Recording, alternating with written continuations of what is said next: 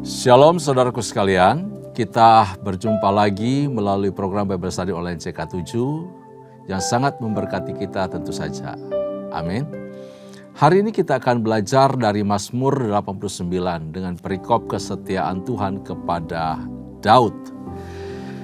Mazmur ini adalah doa yang berkenaan dengan jatuhnya Yehuda dan dinasti Daud tentu saja.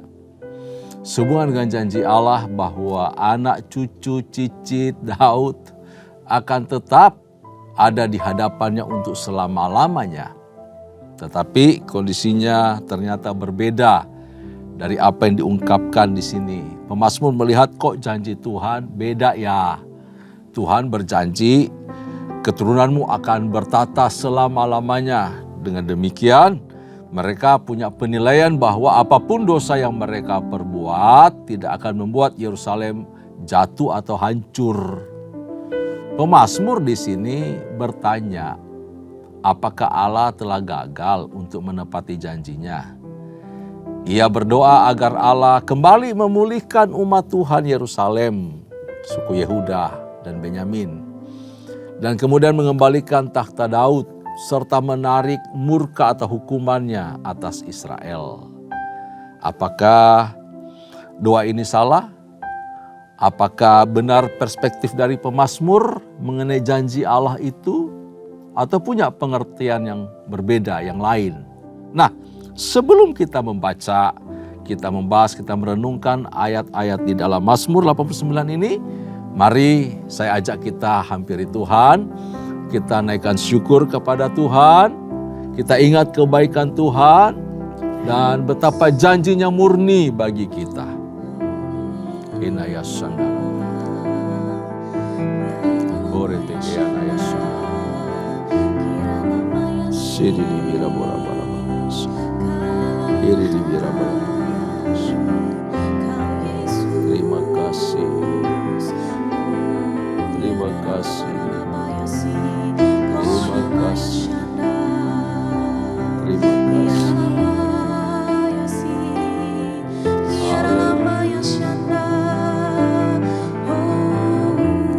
Haleluya.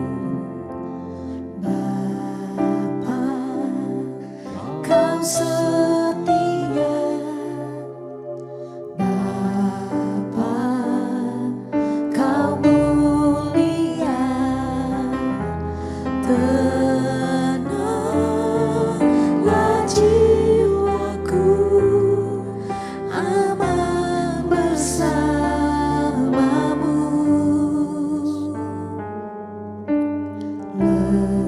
Lebih dari harta,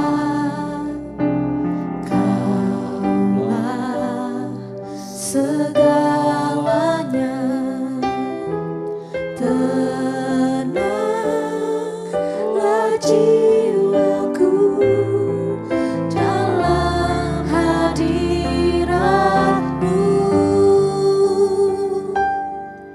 Kau tunjukkan kasih setiamu, Kau menyediakan yang ku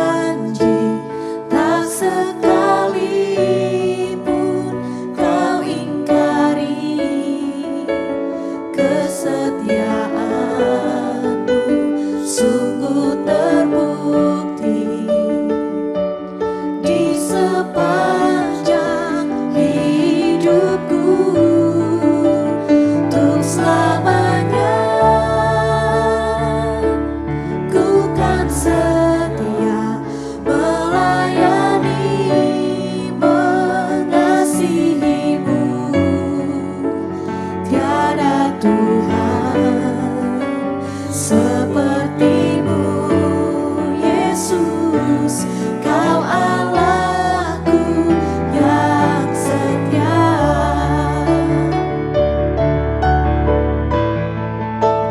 Kaulah Tuhan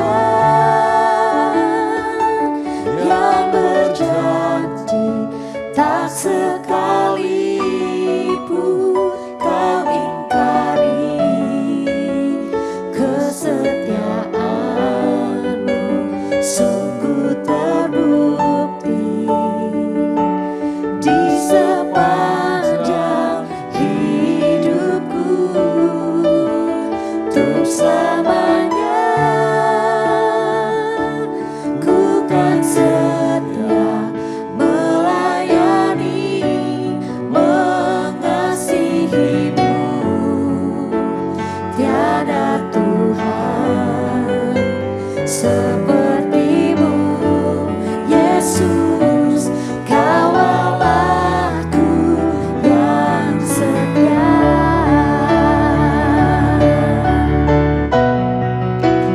Kaulah Tuhan yang berjanji, tak sekalipun Kau ingkari kesetiaan-Mu, sungguh terbukti di sepanjang hidupku.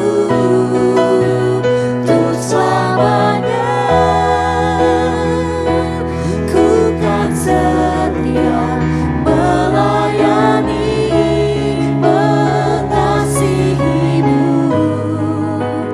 Tiada Tuhan seperti-Mu, Yesus, Kau Allahku yang setia. Tiada Tuhan seperti-Mu, Yesus, Kau Allahku yang setia.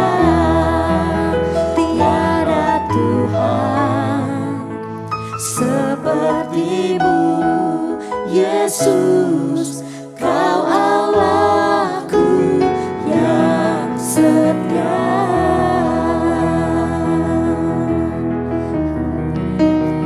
Kami bersyukur ya Tuhan punya Allah yang hebat, yang dahsyat, yang setia seperti Engkau. Terima kasih ya Tuhan.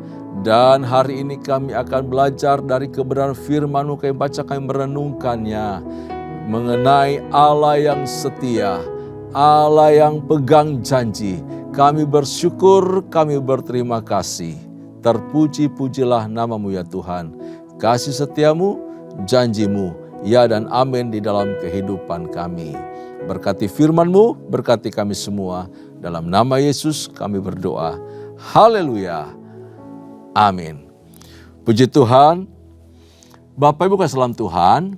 Terlebih dahulu kita akan buat sebuah ringkasan karena pasal 89 ini cukup panjang dari 53 ayat ya. Jadi kita akan bahas mengenai ringkasannya lebih dulu. Nah, nanti hal-hal pokok akan kita bahas bersama-sama ya, renungkan bersama-sama. Diawali dengan mengingatkan kesetiaan Tuhan akan janji-janji Allah kepada Raja Daud. Demikian bagian di ayat kedua sampai ayat yang kelima. Ini bagian yang akan kita baca nantinya. Itu mengenai janji Tuhan kepada Raja Daud dan keturunannya. Kemudian di bagian kedua dilanjutkan dengan puji-pujian kepada Allah sebagai pencipta. Itu dari ayat ke-6 sampai ayatnya yang ke-19. Gitu ya. Sampai ayat yang ke-19 di halaman 640 buku Alkitab saya. Lalu kemuliaan mengutip janji Tuhan di situ bahwa Allah telah menyatakan janjinya kepada Daud, orang pilihan Tuhan. Ini mengutip dari 2 Samuel pasal yang ke-7 ayat yang ke-8 sampai ayat yang ke-16. Dan juga kemudian ayat ini dikutip di dalam Kisah Para Rasul pasal 13, Kisah 13 ayat 22 sampai 23. Ya. Mengenai janji Tuhan kepada Daud, orang pilihan Tuhan. Janji itu menjamin masa depan keturunan Daud bahwa dia akan tetap selama-lamanya di hadapan Allah. Memerintah selama-lamanya atas kerajaan Allah. Ini dari sini bisa kita melihat, kalau memerintah untuk selama-lamanya, apakah mungkin manusia memerintah kerajaan Allah, kerajaan Yerusalem untuk selama-lamanya? Kalau status sebagai manusia, saya kira tidak mungkin ya. Karena janji Tuhan bukan seperti itu. Bukan untuk keturunan Daud dalam versi daging, anaknya ini, anaknya itu, dan seterusnya. Tetapi ada satu keturunan Daud, yaitu benih Daud. Yaitu Yesus Kristus nantinya. Dia yang menggenapi janji ini. Jadi janji Allah iya dan amin. Tetapi bukan kepada keturunan Daud seperti itu, yang kemudian hidup dalam dosa terus menerus. Namun janji Allah berbicara ke depan nanti, tetap dari benih Daud. Ada satu pribadi yang bisa memerintah selama-lamanya. Pemerintahannya bukan di dunia ini, di Yerusalem saja. Untuk selama-lamanya di Yerusalem tahta Daud. Tidak. Tetapi selama-lamanya berarti di kediaman yang kekal di surga yang mulia. Itu dia. Ya, kekalnya di sini bukan di bumi. Lalu itu diungkapkan di dalam ayat 20 sampai 38. Tetapi rupanya Bapak Islam Tuhan, pemazmur merasa bahwa janji itu sekarang dibatalkan sepihak oleh Allah. Soal seperti itu. Sebab kenyataannya bahwa keturunan Daud itu tidak berkuasa lagi. Ya. Tidak berkuasa lagi di Yerusalem. Kerajaannya runtuh. Mereka dibuang ke Babel. Dan menjadi terhina. Kondisi mereka menjadi terhina. Itu dari ayat 39 sampai ayat yang ke-46 diungkapkan. Tetapi engkau sendiri menolak dan membuang. Menjadi gemas kepada orang yang kau urapi. Namun pemazmur memanjatkan doanya juga kepada Tuhan. Untuk segera Tuhan bertindak. Memulihkan keturunan Daud. Ini doa permohonannya. Di ayat yang ke-47 sampai ayatnya yang ke-53 ditutup dengan terpujilah Tuhan untuk selama-lamanya. Amin. Ya amin. Dan ayat ini atau pasal 89 sekaligus menutup jilid ketiga dari kitab Mazmur. Nanti kita masuk besok ya di Mazmur pasal yang ke-90 itu jilid yang keempat. Nah, Bapak Ibu saudara Tuhan, mari kita baca terlebih dahulu ayat yang pertama sampai ayatnya yang kelima. Bagian ini dulu kita baca ya. Demikian firman Tuhan, kesetiaan Tuhan kepada Daud, nyanyian pengajaran Etan orang Esrahi. Aku hendak menyanyikan kasih setia Tuhan selama-lamanya. Hendak memperkenalkan kesetiaanmu dengan mulutku turun-temurun. Sebab kasih setiamu dibangun untuk selama-lamanya. Kesetiaanmu tegak seperti langit. Jadi kesetiaan Tuhan itu digambarkan teguh, kokoh, tegak, kuat seperti langit. Ini pengungkapan yang luar biasa. Ayat 4. Engkau telah berkata, telah kuikat perjanjian dengan orang pilihanku. Aku telah bersumpah kepada Daud hambaku. Untuk selama-lamanya aku hendak menegakkan anak cucunya dan membangun tahtamu turun-temurun. Mazmur ini diciptakan pada awal masa pembuangan Yehuda ke Babel. Karena itu si pemazmur seolah-olah mengingatkan Tuhan, nagih janji Tuhan. Ya, Tuhan dulu kan kamu janji begini, tapi kenapa sekarang begitu? Kira-kira begini ya bahasanya ya, bahasa sederhana kita. Terjadi semacam kaget, merintih, menangis. Kok janjinya beda dengan kenyataan? Ya, ini kondisi berbeda karena pada waktu keturunan Daud tidak lagi memerintah atas Yehuda dan mereka terbuang ke Babel, mereka menderita di sana. Nah, Mazmur ini dibuka dengan mengingatkan janji Tuhan, kesetiaan Tuhan, ya, khususnya janjinya kepada Daud itu sendiri, bahwa anak cucunya akan memerintah di tahta di Yerusalem, di Yehuda untuk selama-lamanya. Selama-lamanya. Nah, begini Bapak Islam Tuhan. Pertama, yang perlu kita ketahui bahwa janji Allah itu tidak mencakup semua keturunan Daud sebenarnya. Tidak mencakup semua keturunan Daud. Saat Daud setia, Tuhan tetap menjaga setianya. Tuhan tetap memelihara perhatian kepada Daud. Dan saat keturunan-keturunan Raja Daud itu tidak mentaati Allah lagi, Allah sengaja menyingkirkan mereka, sebab itu konsekuensi. Mereka yang melanggar janji Allah. Begitu. Allah menyingkirkan mereka sebagaimana Ia telah menyerahkan kerajaan Israel sebelah utara itu kepada Asyur, kepada musuh untuk ditawan. Ya, hal itu terjadi karena mereka menolak untuk hidup lurus, benar, setia kepada Allah dan janji-janjinya. Mereka tidak lagi mentaati hukum-hukum Allah. Mereka tidak menghormati para nabi-nabi Allah. Mereka tidak menghormati firman yang disampaikan para nabi itu. Jadi Allah menghukum mereka. Mereka murtad dari hadapan Allah. Mereka berlaku curang kepada Allah. Mereka membuat najis mezbah Allah. Mereka sungguh-sungguh murtad dari hadapan hadirat Allah. Jadi Allah menyingkirkan mereka. Allah membuang mereka dan menjatuhkan mereka pada musuh bebuyutan mereka. Dan sebaliknya kondisi Yehuda seperti itu, tidak berbeda dan tidak merasa lebih baik dari Israel Utara. Mereka juga terseret dalam dosa, walaupun cukup lama, hampir 150 tahun perbandingan waktu. Israel Utara dibawa ke Asyur dan selatan jatuhnya Yerusalem. Betul, kondisi itu mengingatkan kita bahwa jika kita setia sama Tuhan, Dia tetap setia kepada kita.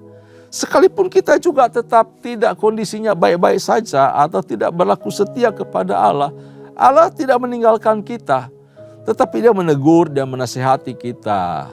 Dia tetap teguh dengan janjinya, tapi satu waktu Dia menegur, mengingatkan kita untuk kita kembali kepada Tuhan. Begitu.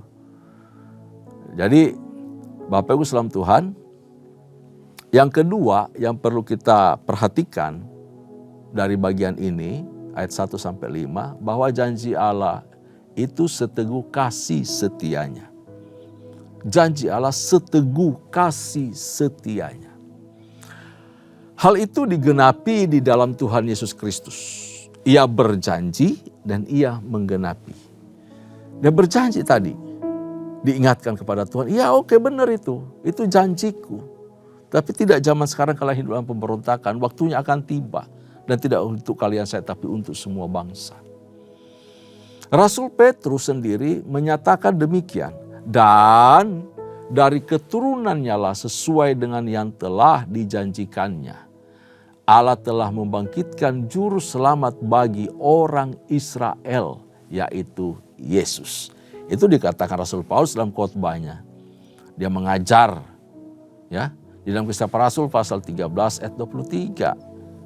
Dia sampaikan Yesus, orang Israel, menjadi juru selamat bagi Israel, bagi kita.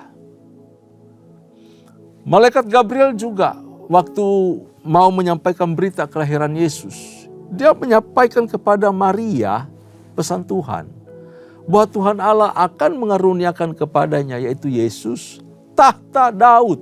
Yesus akan duduk di tahta Daud. Tahta Daud tidak bicara mengenai kursi kerajaan yang ada di Yerusalem.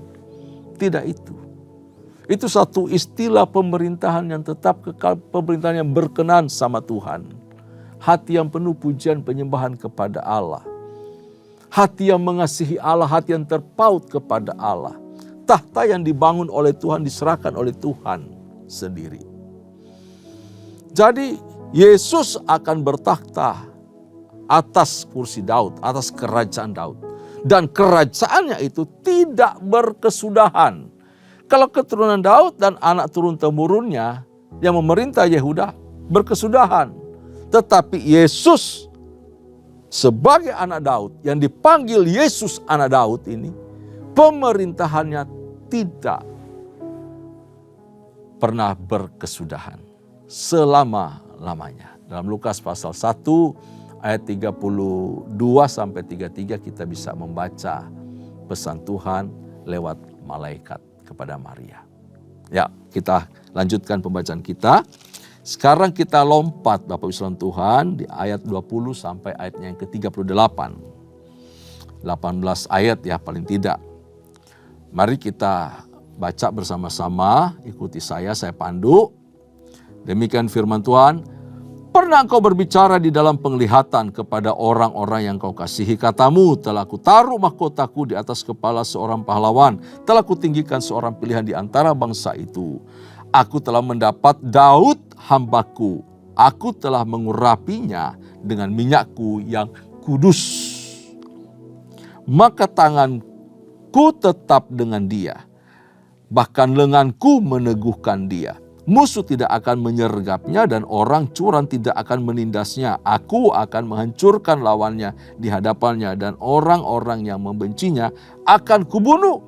Kesetiaanku dan kasihku menyertai dia.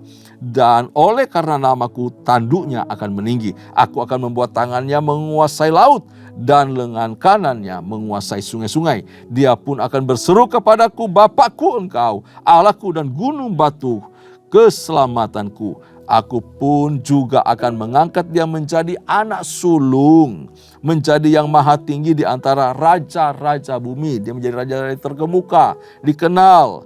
Aku akan memelihara kasih setiaku bagi dia untuk selama-lamanya, dan perjanjianku teguh bagi dia. Aku akan menjamin akan adanya anak cucunya sampai selama-lamanya, dan tatanya seumur langit.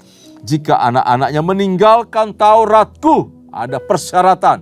Jika anak-anaknya, keturunan Daud, meninggalkan Tauratku, tidak lagi taat, tidak lagi tunduk, tidak hormati Tuhan, mengabaikan firman Allah, menyembah berhala, menolak nabi-nabi yang berbicara kepada mereka, dan mereka tidak hidup menurut hukumku, jika ketetapanku mereka langgar dan tidak berpegang pada perintah-perintahku, maka aku akan membalas pelanggaran mereka dengan gadah dan kesalahan mereka dengan pukulan-pukulan. Tetapi kasih setiaku tidak akan kujauhkan daripadanya, dan aku tidak akan berlaku curang dalam hal kesetiaanku. Aku tidak akan melanggar perjanjianku, dan apa yang keluar dari bibirku tidak akan kuubah. Sekali aku bersumpah demi kekudusanku, tentulah aku tidak akan berbohong kepada Daud. Anak cucunya akan ada untuk selama-lamanya, dan tahtanya seperti matahari di depan mataku, seperti bulan yang ada selama-lamanya, suatu saksi yang setia di awan-awan. Wow, ini ayat-ayat yang luar biasa mengenai janji Allah seteguh sekuat kasih setianya.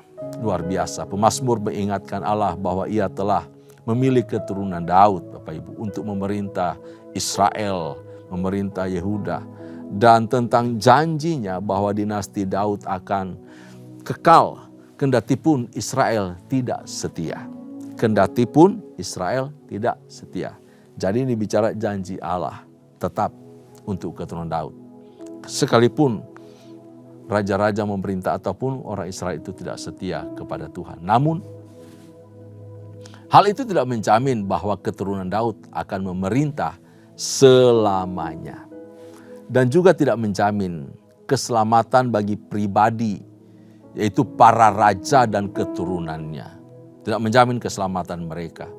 Sebab Allah berbicara, kalau mereka macam-macam menolak nasihat, mengingkari hukum, aku akan hajar mereka dengan gadahku. Janji-janji tersebut diberikan kepada Daud untuk meyakinkan Daud sebenarnya. Untuk meyakinkan Daud. Jadi janji Allah diberikan kepada Daud untuk meyakinkan dia bahwa tidak, ya, atau ketidaksetiaan Yehuda, ketidaktaatan Yehuda, penolakan Yehuda, tidak taatnya Yehuda dan raja-rajanya yang memerintah atas Yehuda tidak sama sekali mampu merintangi maksud Allah untuk mengangkat salah seorang keturunannya atas tahta yang kekal yang memerintah atas Yehuda, atas Israel.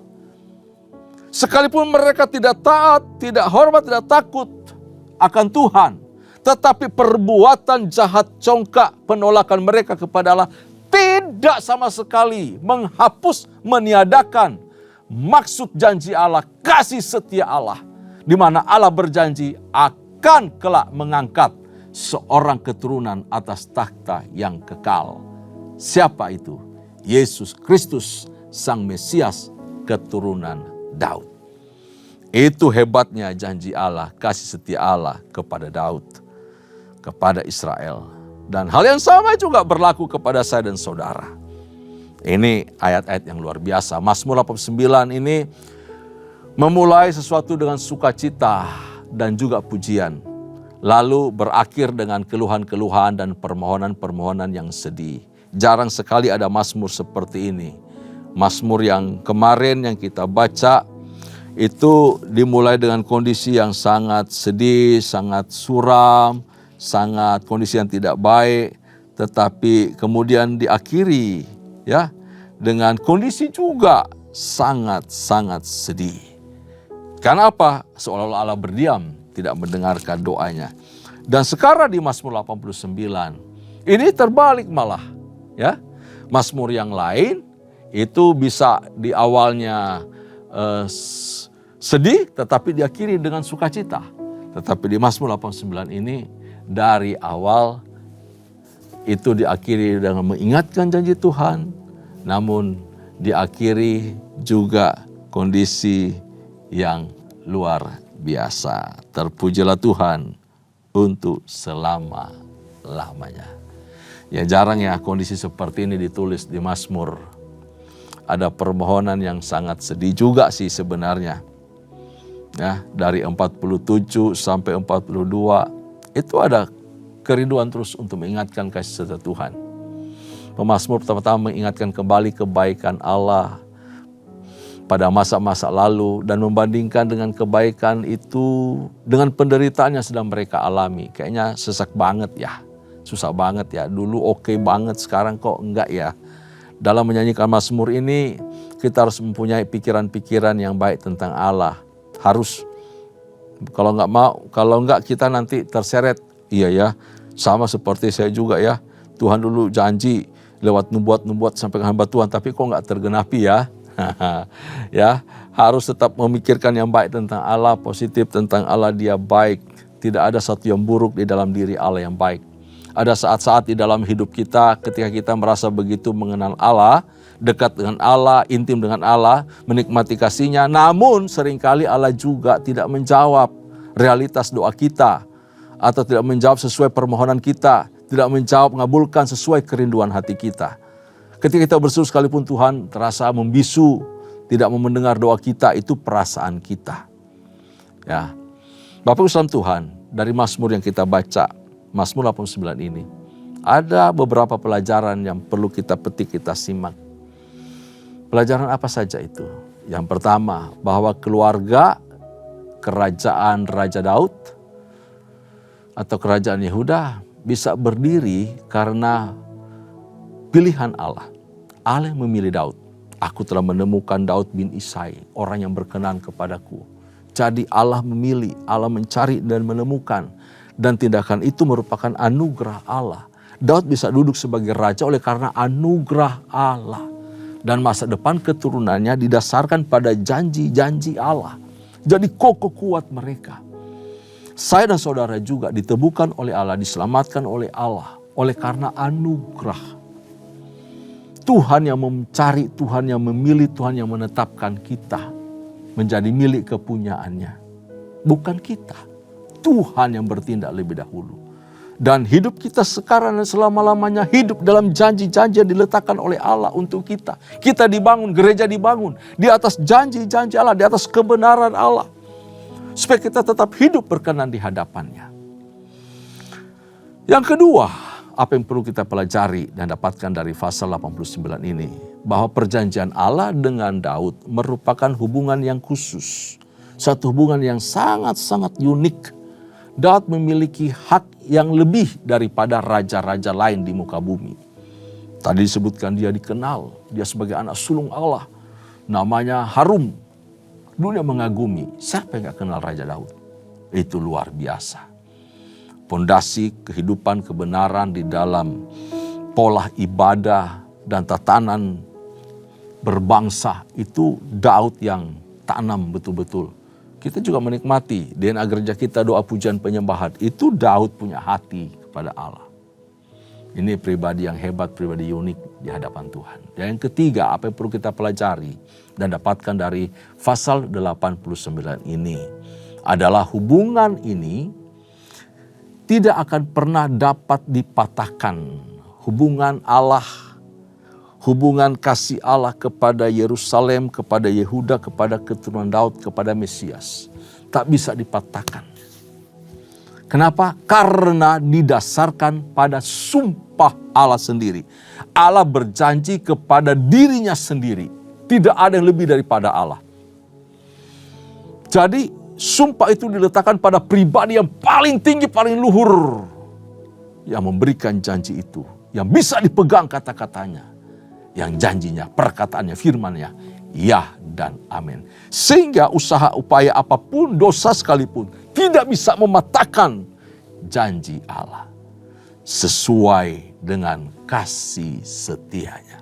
Wah, betapa hebat Allah kita. Betapa dahsyat kasih setia Tuhan kita.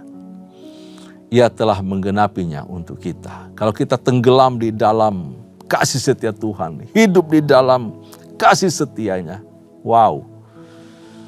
Kita betul-betul menikmati pribadi yang ilahi, pribadi yang luhur, pribadi yang agung, dan hidup dalam sukacita damai sejahtera. Janjinya selalu menjadi makanan kita setiap hari. Hidup dalam kebenarannya dan berjalan setia menurut hukum-hukumnya. Aplikasi buat kita. Mari, baik kita sebagai jemaat Tuhan, gereja Tuhan, keluarga, pribadi kita, miliki janji-janji Allah. Hidup di dalam janji-janji Allah. Ada di mana? Di firman kebenaran. Dalam Alkitab. Hidup dalam hukum-hukum Allah. Maka kita, anak-anak kita, cucu kita, cicit kita, jemaat Tuhan yang setia di dalam Kristus Tuhan akan menikmati janji-janji itu dan memperoleh hidup yang kekal di dalam Dia. Tinggallah di dalam Kristus. Nikmati anugerahnya. Damai sejahtera Tuhan melingkupi kita setiap waktu. Amin. Tundukkan kepala, kita bersyukur dan berdoa. Terima kasih untuk janji Tuhan. Terima kasih untuk berkat Tuhan. Terima kasih Engkau telah menggenapi janji-Mu. Yesus Kristus Kau berikan bagi kami untuk menebus kami dan menyelamatkan kami. Kami punya pribadi juru selamat yang janjinya ya dan amin. Perkataannya teruji. Terima kasih ya Tuhan. Terpuji-pujilah nama-Mu. Engkau yang memanggil kami, Engkau yang berjanji adalah Allah yang setia. Engkau memelihara kami dan membawa kami untuk tetap dekat dalam hadirat-Mu. Berkati keluarga, berkati anak, cucu, cicit kami. Berkati gereja Tuhan, berkati para pemimpin untuk hidup terus lurus berkenan di hadapan Allah. Dalam nama Yesus kami bersyukur, kami berdoa. Haleluya. Kekasih-kekasih Allah, mari arahkan hatimu di hadapan Tuhan dan terimalah anugerah serta berkat yang melimpah dari Allah Bapa, kasih sayang dalam Kristus Yesus Tuhan, serta persekutuan yang manis dengan Allah Roh Kudus, menyertai kita mulai hari ini sampai parusia. Tuhan datang pada kali yang kedua bahkan sampai selama-lamanya. Setiap kita yang percaya, sama-sama katakan, amin. Tuhan Yesus memberkati kita. Shalom.